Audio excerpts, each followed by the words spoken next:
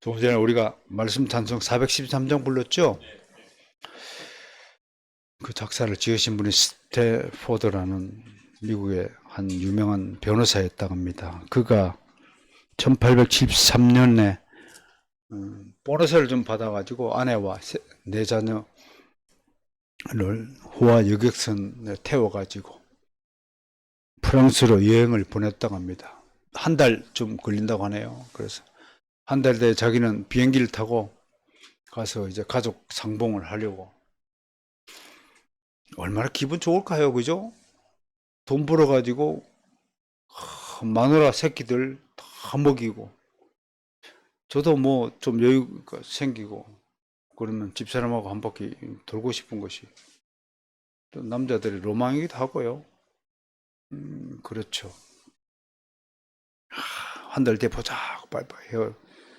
그런데 11월 22일 날 그 배가 대서양 한가운데서 다른 배와 충돌하여 30분 만에 바닷속으로 침몰하고 말았던 거예요. 침몰 순간에 먼저 세 자녀가 물속으로 빨려 들어가고, 여러분 자동차가 물에 빠지면 여러분 생각은 다 나올 수 있을 것 같죠? 전혀 못 나옵니다. 압력이 그만큼 강한 겁니다. 작년인가요? 그 유명 인사 5명이 잠수함 타고 바닷속에 갔다가 못 나왔죠? 왜 못 나왔을까요? 압력 때문에 못 나와요. 그러니까 바다 물속에 빠졌을 때는 이 물살이요. 그러니까 타이타닉호에서 침몰할 때 사람들이 빠져 죽은 이유가 그런 거예요. 못 나오는 거예요. 확 휩쓸려 가는 거예요.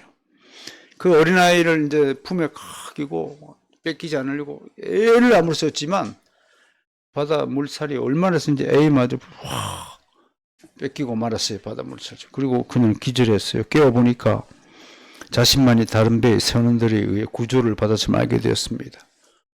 열흘 뒤에 스태포드 변호사가 이 사실을 알고 대성통곡하고 밤새 괴로워서 마룻바닥에 뒹굴었다고 합니다. 아침이 밝아올 때쯤 친구가, 휘틀이라는 친구가 사실을 알고 전화를 걸어서 함께 위로를 했다고 합니다. 근데 그 위로를 듣는 순간 스태포드 변호사 가슴에 갑자기 주님의 평강이 쫙 밀려오는 것을 느꼈습니다. 마치 주님께서 목소리로 위로하는 것처럼 느꼈습니다. 순간적으로 엄청난 슬픔을 벗어나서 환희와 평강의 순간을 느꼈다고 합니다. 그 은혜에 감격한 나머지 그 자리에서 쓴 바로 가사가 오늘 우리가 불렀던 이 노래의 가사입니다. 여러분 찬송가 보면 작사자가 스태포드라고 분명히 기록되어 있습니다. 3년 뒤에 친구 브리스라는 친구가 작곡을 붙여가지고 만든 겁니다. 그러니까 찬송가를 부르실 때도 이렇게 연유를 좀 알고 부르시면 은혜가 더 깊게 되죠, 그죠? 뭐 한 번 더 부르고 싶지만 참읍시다. 가사를 한번 그래도 가사 한번 우리가 낭독해 봅시다. 시작. 내 평생에 가는 길 순탄하여 늘 잔잔한 강 같든지 큰 풍파는 무섭고 어렵든지 나의 영혼은 늘 편하다. 이는 우리를 삼키려고 입 벌리고 달려와도 주 예수는 우리의 대장되니 끝내 싸워서 이기겠네. 내 지연제 주홍빛 같더라도 주 예수께 아뢰면 그 십자가 피로서 다 씻어싸 흰 눈보다 더 정하겠네. 저 공중에 구름이 일어나며 큰 나팔이 울려날 때 주 오셔서 세상을 심판해도 나의 영혼은 거복겠네. 나머지 후렴구는 작곡가가 붙인 거라 합니다. 내용은 평안해, 평안해. 참고적으로 우리 군 내에서 시편 가사를 맨날 제네바 거하고 스코틀랜드, 벨직 것만 우리가 차용해서 부를 수 있느냐? 우리 한국인의 감성에 맞는 작곡을 좀 하자 해서 지금 작곡을 하고 있는 중이라고 합니다. 한 3년의 기간을 목적으로. 저도 한두 곡 좀 지어서 남겨야 되겠습니다. 제가 저는 뭐 여러분 좋아하는 시편 23편은 뭐 너무 유명한 곡들이 많죠. 그죠? 근데 사실은 오늘 아침에 읽은 시편 73편 20절부터 25절 말씀, 천국과 지옥 때문에 제가 잠시 읽고 묵상했는데, 그런 가사를 가지고 곡을 만들면 너무 좋겠다라는 생각이 듭니다. 사랑하는 성도 여러분, 죽고 사는 일은 우리 집 하나님 아버지께 있습니다. 죽느냐 사느냐 문제 우리 일이 아니다라는 겁니다. 우리 일이 아니므로 신경 끄세요라는 말입니다. 살려고 발부둥 치는 거나 죽지 않으려고 발부둥 치는 거나 그건 우리 일이 아닙니다. 우리가 지금 해야 될 일은 무엇입니까? 그건 바로 하나님을 사랑하고 이웃을 사랑하는 것, 그게 하나님이 우리에게 바라신 유일한 뜻입니다. 그것만 생각해야 됩니다. 아프면 아이고 나 죽네. 아이고가 참 그 멋진 말이에요. 어떻게 한국말도 되고 영어로도 되는 거예요. 난 간다는 뜻이잖아요. 어디로 가는지도 모르고 아이고 그래. 참 신기한 말이죠. 그냥 조금 살만하면 뭐 살겠네. 그리고 죽을만 하면 죽겠네. 그러지 마시고.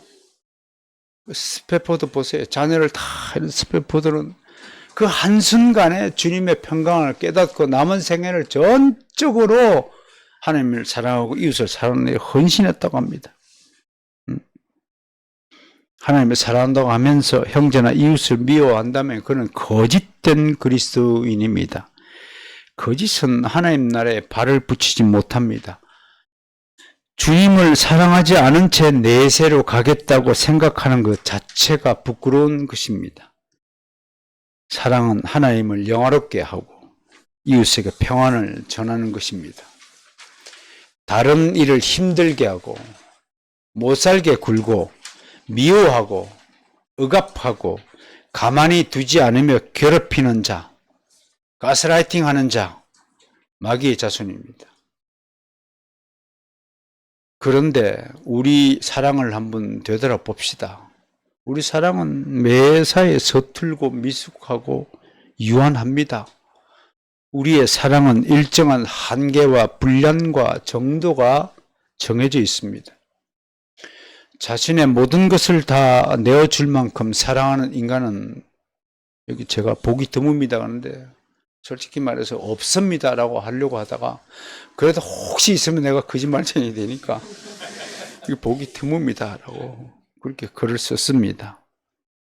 아무리 주님이 우리의 죄를 속하여 구원하기 위해 십자가에서 자신의 목숨을 희생했음에도 우리는 주님처럼 내 목숨을 내어놓는 존재가 아닙니다. 언제나 우리는 자기 것을 지키고 자기 삶의 목적을 버리지 않고 이 생에서의 복락을 추구합니다. 아무리 육신의 정욕을 버려야 한다고 가르쳐도 돌아서면 육신의 삶을 사느라 정신을 빼앗깁니다. 육체의 소욕은 성령을 거스린다 라고 갈라디아서 5장 17절의 말씀을 들어도 육체의 일을 버리지 못합니다. 육체의 일은 하나님과 원수가 된다 그리 말씀을 하였습니다. 그렇다면 정말 우리 스스로를 한번 점검해 봅시다. 우리는 지금 주님을 사랑하는 자가 맞을까요? 과연 주님이 나사로를 사랑하신 것처럼 우리도 다른 이를 사랑할 수 있을까요? 오늘은 이 주제에 초점을 맞춰 보겠습니다. 알다시피 요한복음 11장은 부활이요 생명이신 그리스도를 알리는 것이 주목적입니다. 앞에서 우리는 주님께서 나사로가 죽어가고 있다는 슬픈 소식을 받으셨음을 보았습니다. 마르다와 마리아 두 자매는 급한 마음으로 이 사실을 주님께 알렸습니다. 그런데 주님은 두려움에 휩싸인 제자들을 짐짓 시험하기 위해서 야 나사로가 아프단다 빨리 가자 그렇게 말씀하실 줄 알았더니 엉뚱하게도 반대 방향을 가리키면서 저쪽 유대로 다시 가자야 라고 말씀하신 것입니다. 그러더니 유대도 안 가고 이틀을 더 그 자리에서 머무르셨어요. 말씀만 그렇게 하고요. 그렇다면 여기엔 주님의 의도가 담겨 있다고 우리는 눈치를 채야 할 것입니다. 예루살렘에서 베다니, 나사로가 있는 사는 베다니까지는 한 5리쯤 되는 거리라고 합니다. 저도 중학교 다닐 때 십리를 매일같이 걸어 다녔던 시골 학생이었습니다. 빠른 걸음이면 1시간도 채 안 걸렸습니다. 어릴 때는 뭐 걸어 다니나요? 노래하면서 뛰어다니잖아요. 새벽 정이 울렸네, 새 아침이 밝았네, 학교 정이 땡땡땡, 엿밥 까먹자, 선생님이 뭐라 하면 뭐 어쩌고 그런 노래를 부르면서 막 쫓아다니는 중학교의 어린 시절이 떠오릅니다. 근데 오리면 30분은 와요. 그쵸? 30분은 올 거예요. 오리 몇 킬로인가요? 2kg야 뭐 누수도 먹기죠. 응? 그런데도 안 가시고 이틀을 버티신 거예요. 목숨이 경각에 달려있는 그 시간에도 서두르거나 당황하지 않고 오직 하나님 아버지의 뜻과 계획 안에서 행동하시는 주님을 발견하게 됩니다. 그런데 오늘 주님은 나사로의 죽음에 대해서 11절 보시면 뭐라고 표현하냐면 나사로가 잠들었다라고 말씀하십니다. 아더 핑크, 너무 유명한 성경 주석가죠. 평생 성경을 해설하고 연구하고 주석하느라고 일생을 보내신 분이십니다. 이분이 이렇게 얘기해요. 이 비유는 매우 아름다운 것이다. 잠들었다는 표현이 뭐가 그렇게 아름다울까요? 그러니까요, 이런 신령한 분, 하나님의 은혜에 완전히 잠겨서 사셨던 분들의 생각과 느낌은 우리랑 차원이 다른 거예요. 무엇 때문에 아름다운 것이며 우리에게 여러 가지 복된 생각을 시사해 준다고 말했을까요? 죽음을 잠으로 비유한 것은 성경에서 빈번하게 사용된 것입니다. 특별히 구약에서는 잠이 구원받은 자와 구원받지 못한 자의 구별을 사용되었지만 신약에서는 야일에 따를 경우를 제외하고는 오직 구원받은 주님의 백성에 한해 사용된다. 그러니까 나사로가 잠들었다라는 말은 어떤 백성에게만 적용되는 말이라고요? 구원받은 백성에게만 적용되는 말이면 아름답고 복된 말이라고 핑크 얘기하는 거예요. 여러분, 고개를 들어서 저를 한번 보세요. 우리 모두가 지금 제 입을 통해서 하나님의 말씀을 듣는 복을 누리고 있습니다. 믿습니까? 이것보다 더 아름답고 복된 순간이 어디 있을까요? 세상 사람들은, 저희들은 주일날 저 교회당에 맨날 모여서 뭘 할까? 저것이 도대체가 내 인생에 어떤 유익이 있느냐? 저것 좀 안 드린다고 뭐 내가 뭐 잘못되기라도 해? 라고 그 차원의 생각이 딱 머물러 있어요. 그것밖에 생각이 안 드는, 모르는 거예요. 그걸 유기의 차원이라고 하는 거예요. 눈에 보이는 차원이라고, 실용주의적 차원이라고 하는 거예요. 그게 세상 사람들의 생각의 특징이에요. 저게 무슨 소용이 있을까? 그게 실용주의적 차원이에요. 여러분, 그런데 내가 한번 물어봅시다. 하나님이 하시는 일 중에서 쓸데없는 일이 단 한 개라도 있을까요? 하나님이 공중에 지금 눈에 안 보이는 먼지가 이렇게 날아다니고 있어요. 먼지는 필요 없는 거죠. 먼지가 없었다면 사도 바울의 위대한 고백이 태어나지 않았어요. 나는 먼지와 같은 존재입니다. 그래서 먼지를 만들어 주신 거예요. 고백하라고. 겨자씨 왜 만들었어요? 겨자씨가 없으면 내 시작은 겨자씨만한 것이나 내 나중은 창대한 그 위대한 비유에 하나님의 말씀이 생겨나지 않는 거예요. 다 필요해서 존재하는 거고 다 이유가 있어서 모든 일이 발생하는 거예요. 지금 아프신 자가 있습니까?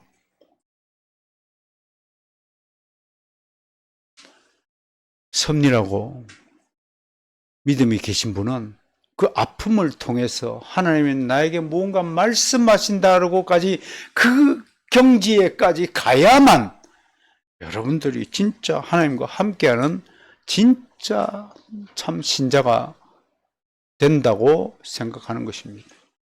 어떻습니까? 여러분, 이 주일 예배에 참석하고 하나님 말씀을 듣는 이 순간이 얼마나 신비롭고 아름답고 복된 순간인가를 다시 한번 주지해야 할 것입니다. 나사로가 잠들었다. 그런 성경의 표현들을 한번 보겠습니다. 고린도전서 15장 20절과 51절 시작. 이제 그리스도께서 죽은 자 가운데서 다시 살아나사 잠자는 자들의 첫 열매가 되셨도다. 보라, 내가 너에게 말하노니 우리가 다 잠잘 것이 아니요 마지막 나팔에 순식간에 호련히 다 변화되리니. 그 다음에 데살로니가 전서 4장 14절과 5장 10절 말씀입니다. 시작. 우리가 예수께서 죽으셨다고 다시 살아났음을 믿을진대 이와 같이 예수 안에서 자는 자들도 하나님이 그와 함께 데리고 오시리라. 예수께서 우리를 위하여 죽으사 우리로 하여금 깨어있든지 자든지 자기와 함께 살게 하려 하셨느니라. 그러니까 저는요, 예수 안에서 죽는 자들만 잠잔다라고 표현한 것으로 봐서 예수 안에서 죽지 않는 자들은 잠자는 것이 아니라 벌 받는다라는 것으로 이해합니다. 제 얘기가 꼭 맞는 건지는 모르겠습니다. 성경이 그렇게 그 부분에 침묵하고 있으니까요. 근데 구원받은 백성들은 죽으면 잠자는 거예요. 아브라함 품 안에 주님의 품에 잠자는 거예요. 잠잔다는 것이 얼마나 좋은 일이냐, 그걸 아더 핑크가 몇 가지로 설명을 한 겁니다. 첫 번째, 잠은 우리에게 아무런 해가 없습니다. 잠은 보약이라고 그러잖아요. 잠이 보약이에요. 주의 백성은 사망의 음침한 골짜기를 다닐지라도 해를 받지 않습니다. 두 번째, 잠은 고마운 휴식입니다. 수고를 거치고 쉬는 시간입니다. 다음 날을 위해 준비하는 시간입니다. 군대 훈련병 시절이 생각이 납니다. 얼마나 정말 고된 지역 훈련이, 특히 각개전투 훈련, 아이고 지겨워라. 적군도 없는 산지를 향해서 총도 쏴지도 못하는 총을 뿅뿅뿅 입으로 쏘면서 철조망 밑을 기어가고 뻘밭 밑을 기어가고 돌밭 밑을 기어가고, 거기다가 잘못한 게 별로 없는 것 같아. 그냥 장을밭에 대가리 박아! 그러면 또 박고. 얼마나. 그런데 대단히 갑자기 5분 휴식! 그래요. 5분 동안, 그 5분 동안 자요. 그게 얼마나 꿀맛인지 몰라요. 5분 휴식이지만 좀 인심이 좋은 사람은 15분 재워요. 어떤 분대장은 한 30분 재워요. 그러면 지금까지 받아왔던 모든 괴로움이 싹 사라져요. 힘이 불끈 솟아요. 그게 젊음이겠죠. 얼마나 고마운 휴식인지 몰라요. 잠깐 자는 것이요. 저도 요즘에 저 책상 위에 앉아서 잠깐 한 5분 잡니다. 너무너무 좋죠. 근데 왜 자는 거예요? 세 번째, 왜 자는 거예요? 아침에 다시 일어나기 위해서. 이 지점이 아더 핑크의 해석이 제일 마음에 드는 지점이에요. 해석 중에서. 왜 죽어요? 다시 살아나기 위해서 죽어요. 믿습니까? 그걸 가르쳐 주기 위해서 하나님이 우리에게 잠을 주신 거예요. 저녁에 자면 아침에 일어나요, 안 일어나요? 안 일어나면 이제 문제가 있는 거죠. 하기야 90대 남편이 매 맞는 이유가, 다른 사람은 다 산에 자는데 지 혼자 안방에 잔다고 그 두들겨 맞는다고 합디다마는,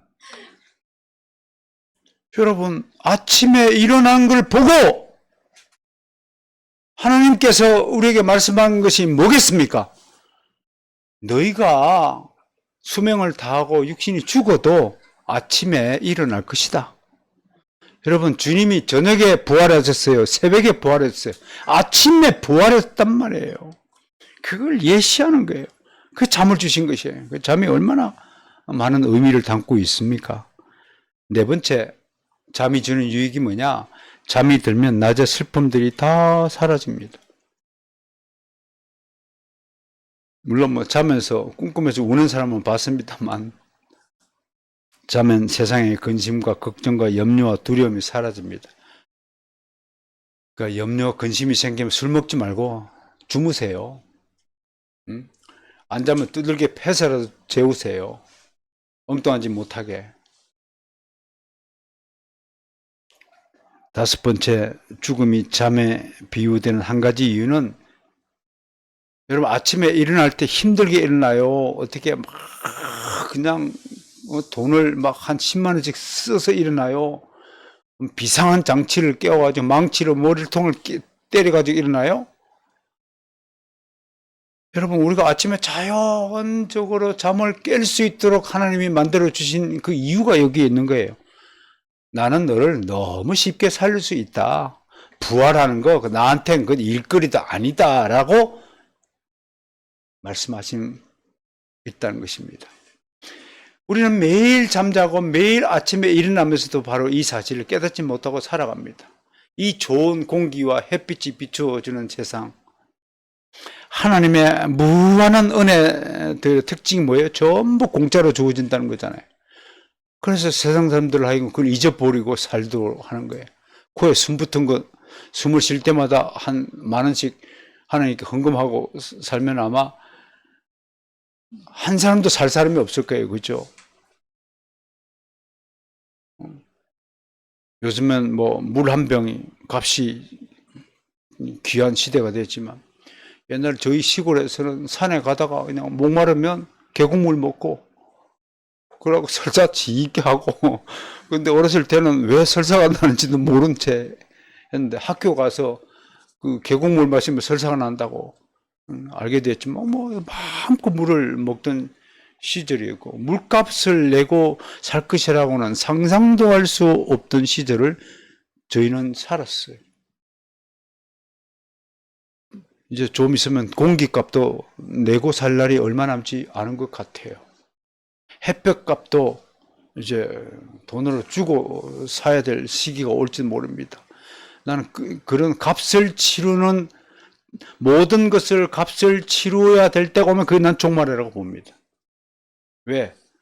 그 얘기는 다른 말로 하나님의 값없는 은혜가 다 사라진 시대가 되었다는 것을 뜻하기 때문에 그렇다는 것입니다. 어떻든 주님은 친구 나사로가 잠들었으므로 내가 깨우러 간다라고 11절에서 말씀하셨습니다. 여기서 우리는 거룩하신 주님께서 먼지 같은 존재에 불과한 나사로를 우리 친구라고 부르고 있음에 주목해야 됩니다. 주님은 일단 이 점에서 동행하던 제자들에 대해 책망하는 마음을 가진 듯합니다. 나사로는 주님 안의 친구가 아니라 그동안 주님과 제자들을 모두 친절과 사랑으로 섬긴 모두의 친구였습니다. 그런데 그 위급한 시각에 제자들 중 아무도 나사로를 살리러 가야 한다고 주장한 사람은 없었습니다. 특히 7절에서 유대로 가자와 15절에서 그에게로 가자는 말은 우리와 함께 가자는 말이지만, 이에 반해서 11절에서 주님이 내가 깨우러 간다라고 말씀하신 것은 함께 가자고 말을 할 줄 알았더니 안 하는 거예요. 그러니까 그럼 내가 갈게 라고 하신 건 제자들에는 일종의 책망이라고 하는 것입니다. 이해가 되십니까? 목사님 교회에서 다 지켜보고 누가 청소를 하나 뭐 자연적 알아서 촥촥촥 꾸미고 정리 좀 할 줄 알았더니 안 하는 거예요. 그 목사님 성질이 나가지고 내가 할게 그럼. 그 얘기 목사님이 내가 할게 그게 무슨 뜻이에요? 그런 책망의 마음이 담겨 있다고 보는 거예요. 다시 말해 주님은 나는 갈 준비가 되어 있다. 너희는 어쩔 테냐라고 물으신 것입니다. 제자들의 무심함, 공감 능력이라는 찾아볼 수 없는 메마른 심사를 두고 주님의 안타까움이 묻어난 절규입니다. 이런 현상이 지금 MZ세대에 만연하고 있다고 합니다. 자기 일 외에는 절대로 가담하지 않는다고 합니다. 봉사, 눈을 씻고도 찾아볼 수 없어요. 버스를 탔어요, 오랜만에. 704번 버스를 타고 왔어요. 나 정도는 그래도 젊어 보이니까 괜찮잖아요. 할머니가 허리를 꼬부라는 게 할머니인데, 그 할머니 쳐다보면서도 어떤 여자아이가 핸드폰에 미쳐가지고 자리를 비켜주지 않아요. 그것이 무슨 개인의 자유예요? 권리예요? 뭐예요? 인권이에요, 그게? 도대체가 그런 자식을 누가 키운 거예요? 여러분, 당신의 자녀가 그따위 난 에티켓 한다면 과감하게 회초리를 들어 치셔야 됩니다. 어른 공경을 못하는 젊은이라면 그건 싹수가 노란 것 아닙니까? 싹 아지 합쳐서 싹아지라 합니다. 싹이 노라면 열매가 맺지 못한다는 뜻입니다. 될성 싶은 나무는 뭐부터 알아봐요? 떡잎부터 알아봐요. 그러면 안 됩니다. 제자들 아무리 가르쳐보면 뭐합니까? 불쌍히 여겨야 될 사람을 불쌍히 여기지 못한다면 그 긍휼의 마음이 아니죠. 어제 서문관 목사님께서 마스터스 8차 오픈 강좌 두 번째 강좌를 열어주셨습니다. 산상수훈 중에서 7번째, 8번째 긍휼히 여긴 자는 긍휼히 여김을 받을 것이요. 통해서 참으로 많은 은혜를 제가 받았습니다. 그러나 제자들은 주님의 이 말씀을 여전히 깨닫지 못합니다. 12절과 13절을 보면 제자들은 주님의 말씀을 곡해합니다. 나사로가 죽은 것이 아니라 잠들어 쉬고 있는 것으로 오해합니다. 나사로가 휴식 뒤에 회복되고 있는 것으로 생각합니다. 제자들이 주님의 말씀을 이해하지 못하는 이유가 무엇입니까? 1차적으로는 주님이 이틀씩이나 유대 땅에 머무셨기 때문에 제자들은 급한 일이 아니라고 여길 수 있었습니다.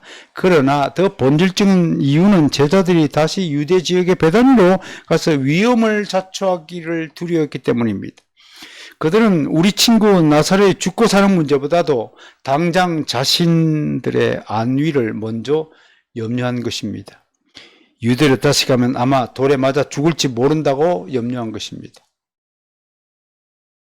이에 주님은 직설법으로 말을 할 수밖에 없었습니다. 14절에서 나사로가 죽었다라고 드디어 선포하십니다. 주님은 나사로의 소식을 들었을 때 이미 나사로가 죽었다는 것을 아셨습니다. 그 소식을 듣는 순간, 그 순간에 나사로는 죽었던 것입니다. 그래서 무덤에 안치되었습니다, 이미.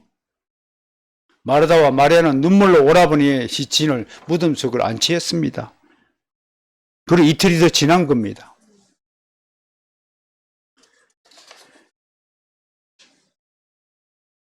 만약 위급한 처지에 아직 죽지 않고 죽을까 말까 하면 마리아가 두 번째 전령을 보내서 예수님 빨리 오셔야 됩니다 라고 했을 텐데 두 번째 전령을 보내지 않은 것만으로 보아도 이 사실은 확인할 수 있는 것입니다.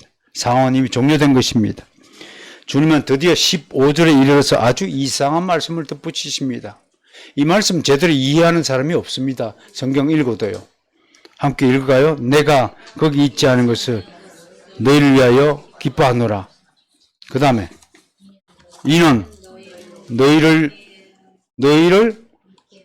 믿게 하려 함이라.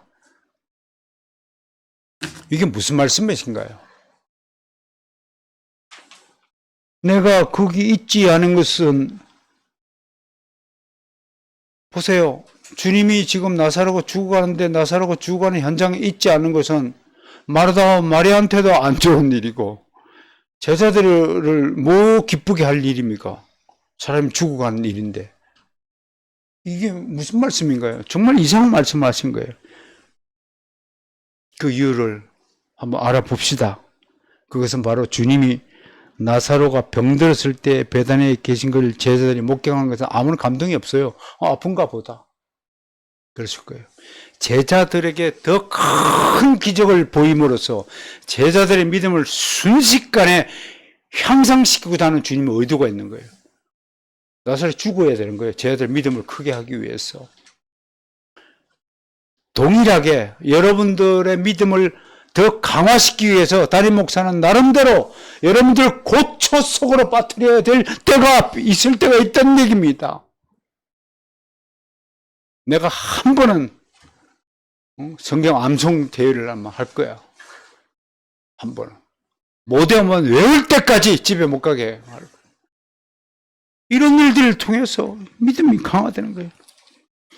아마 주님께서 나사로와 늘 함께 계시더라면 나사로는 죽지 않을 수도 있었을 것입니다. 실상 주님의 임재 가운데서 어느 누구도 죽을 수 없기 때문입니다. 하나님 나라의 백성은 모두 영생하는 존재가 됩니다. 그래서 하나님은 죽음이 아니라 생명의 주인이십니다.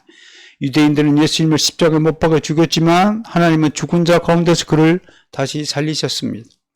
그러므로 나사로가 죽은 것은 또 다른 차원에서 하나님의 뜻이 나타나는 사건이 됩니다. 나사로가 죽지 않았다면 주님의 임재 안에 늘 함께 있었다면 다시 살아난 일도 없었을 것입니다. 하나님과 그 아들의 영광을 제자들이 목격하는 은혜를 누리지 못했을 것입니다. 이처럼 하나님의 은혜의 방편은 정말 놀랍고 신비로운 것입니다. 하나님은 어떤 방식을 통해서든 주의 백성들에게 하늘에 속한 신령한 복과 은혜를 듬뿍 주시기를 기뻐하십니다. 그래서 주님은 나사로가 죽고 있을 때 주님이 그곳에 있지 않은 것이 더 제자들에게는 기쁜 일이라고 말씀하신 것입니다. 모든 것이 제자들을 위한 일이라는 사실을 이제 제자들이 깨달아야 하는 것입니다. 이 예배 드린 것이 귀찮습니까?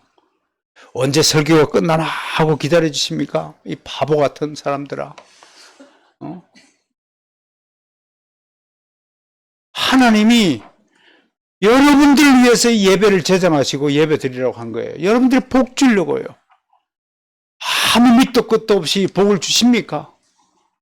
여러분들의 순종과 기쁨과 감사, 예배, 참된 예배를 통해서 하나님이 상 주시고 복 주시려고 이 예배를 제정하여서 주일마다 내게 가까워서 예배하라고 하신 겁니다.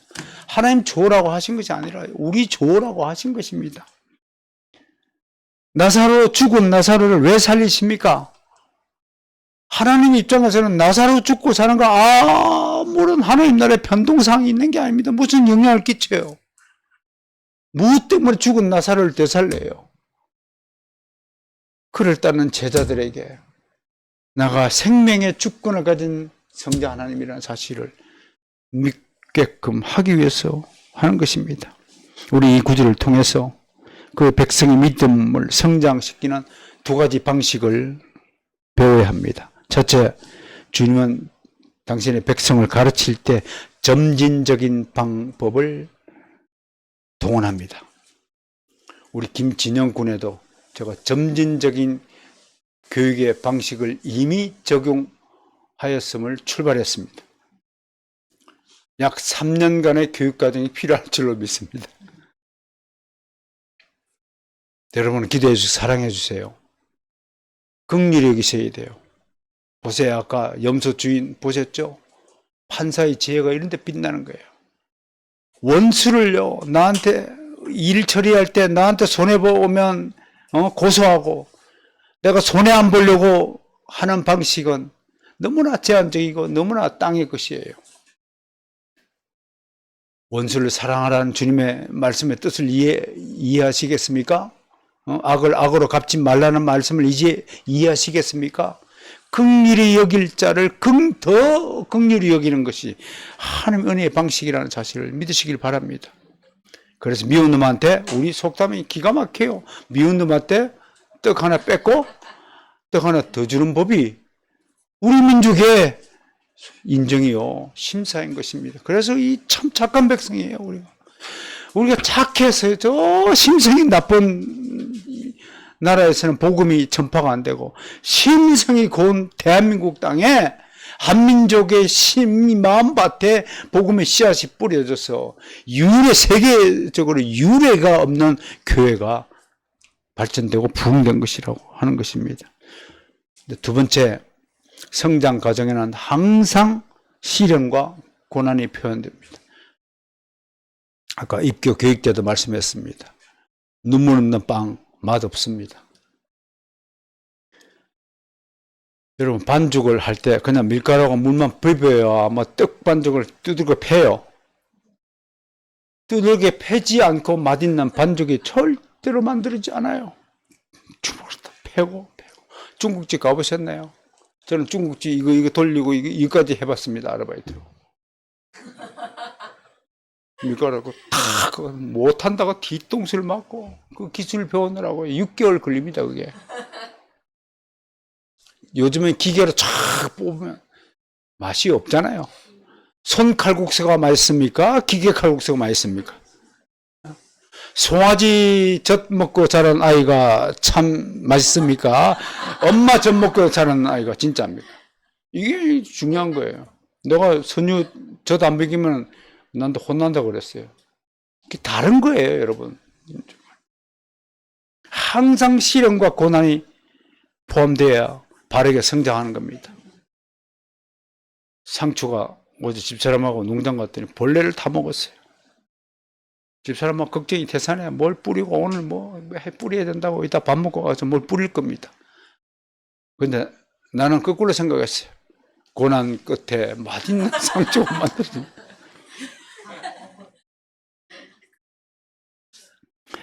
아브라함의 믿음은 그가 한 번도 평소에 겪어보지 못한 시련과 함께 성장했습니다. 갈대우르에서 전설에서는 뭐 학교 교사 생활 편하게 지내던 사람이었다고 합니다. 사촌 누이 사라와 함께 교사였다고 합니다. 편안하게 살 수 있었던 사람입니다. 그런데 어느 날 하나님이 갑자기 가나안으로 가라 명령을 듣고 출발했는데 가나안 땅에 도착했더니 젖과 꿀이 흐르고 빛과 번쩍은 별장을 준비해 줄 줄 알았더니 집도 없어요. 돌베개를 차고 돌집을 만들어서 자야 되고 맨날 유모 밑에 떠돌아다녀야 되고 그런 것이 아브라함의 삶이었어요. 갈수록 형편이 나아지는 것이 아니라 계속 나빠졌어요. 시험이 가중됐어요. 나중에는 이스마엘 하나 얻었더니 또 본마누라하고 하갈이 첩이 또 막 붙어가지고 뭐 집안에 바람 잘 날이 없이 했죠. 시련의 연속이었어요. 나사로뿐 아니라 모든 인생은 죽음을 통과한다면 영생의 길에 들어서게 됩니다. 우리 인생 결코 안위만을 바라지 마십시오. 가장 좋은 인생이 무엇입니까? 가장 좋은 인생이 무엇일까요? 잘 믿고 잘 살고 잘 죽는 것이 가장 좋은 인생이라고 저는 간단하게 답을 할 수 있습니다. 자, 오늘 말씀 매조치 하죠. 때가 이르자 주님은 나사로를 살리기 위해서 마침내 일어섰습니다. 마침내 이 때가 바로 하나님의 카이로스 때입니다. 여러분, 하나님이 움직여라, 멈춰라, 다시 일어서라 등등의 말씀을 할 때 즉시로 순종하는 자가 가장 아름다운 사람입니다. 우리 가운데는 아무도 이 말씀에 순종하는 자는 아무도 없습니다. 베드로쯤 되니까 별로 아버지하고 관계가 안 좋았지 않나 싶어요. 저는요. 안 좋은 차에 주님께서 그냥 follow me 그러니까 애따 기에다 그냥 버려두고 쫓아간 것이 아닌가 생각은 되지만 우리는 한번 움직이려면 여러 가지로 챙겨야 될 게 많잖아요. 여러 가지로 챙겨요. 생각할 게 많잖아요. 근데 일어설 땐 주님과 함께 탁 일어서는 거예요. 미련 없이 돌아서는 거예요. 소돔을 떠나라.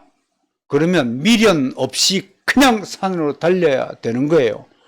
뒤돌아보니까 소금 기둥이 되는 거예요.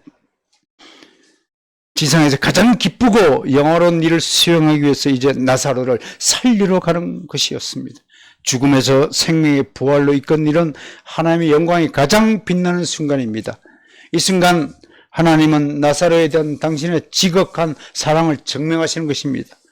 사도 바울 말을 함께 읽을까요? 시작. 사망이나 생명이나 천사들이나 권세자들이나 현재의 일이나 장래의 일이나 능력이나 높음이나 기쁨이나 다른 어떤 피조물이라도 우리를 우리 주 그리스도 예수 안에 있는 하나님의 사랑에서 끊을 수 없느니라. 아멘. 하나님은 여러분들을 끝까지 지켜주십니다. 잘났건 못났건 잘 살건 못 살건 많이 벌든 적게 벌든 관계없이 여러분들을 사랑하십니다. 열 손가락 깨물어서 아프지 않은 손가락 없다는 말이 있듯이 하나님은 여러분들을 전부 하나님의 자녀로 인정해 주시고 사랑해 주십니다. 그러므로 어떤 일이든 염려하지 마시고 두려워하지 마시고 당당하게 사십시오. 돈 없으면 굶으면 됩니다. 굶으세요. 그게 하나님의 은혜의 결과입니다. 하나님은 결코 굶주린 상태로 두지 않는다는 사실을 믿으시길 바랍니다. 무엇보다 주님은 언제나 우리에게 먼저 다가오시고 먼저 사랑을 베푸시는 분이십니다. 옆 사람 인사합시다. 먼저 인사하는 사람이 됩시다. 시작. 먼저 사랑하세요. 나는 등산할 때마다 실천한다니까요. 한번 해보세요. 안녕하세요. 좋은 하루 되세요. 그러면 먼저 인사하면 반드시 답이 돌아와요. 근데 한국 사람들 그게 훈련이 안 됐어요. 먼저 인사하는 게 훈련이 안 됐어요. 여러분들도 훈련이 안 됐어요. 우리 교회는 그래도 제가 하도 강조하니까 억지로라도 따라서 하는 것 같더라고요, 요즘에는. 다음 주 오후에 저기 가잖아요. 우리 사랑하는 제자 목사 교회 응원하기 위해서 우리 가잖아요. 한 사람도 빠져없이 가야 되고, 좀 갈 때 막 안아주고, 할머니들 많잖아요. 96세 할머니가 지금도 교회당 나오고 예배 드리잖아요. 여러분, 가장 위대한 교회가 아니에요? 그런 교회가 가장 위대한 교회예요. 그런 성도를 모신 우리 김경수 목사가 가장 좋은 목자란 말이에요. 맞죠? 가서 어떻게 해야 되겠어요? 할머니라고 절대 그 부르지면 안 돼. 언니!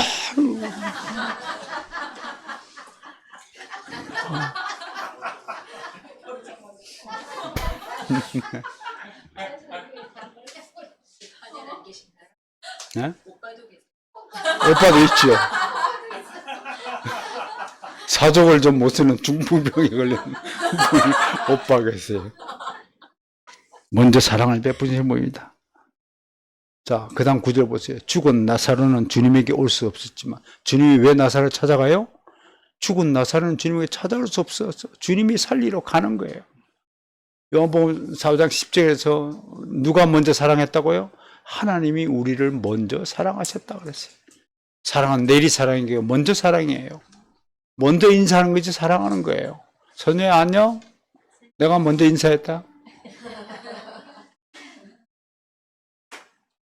우리 그런 사랑을 해야 되겠습니다. 한 사람이 죽으면 사람들은 무덤까지만 따라오지만 주님은 영원토록 우리와 함께 계십니다. 이 놀라운 사랑을 어찌 다 말로 다 할 수 있겠습니까? 주님은 지금 당신의 제자들이 놀랍고 신비로운 하나님의 사랑을 알고 믿음이 자라나기를 바라시고 계신 것입니다. 우리 모두 주님 안에서 주님의 지식과 함께 믿음이 자라나기를 소망합니다.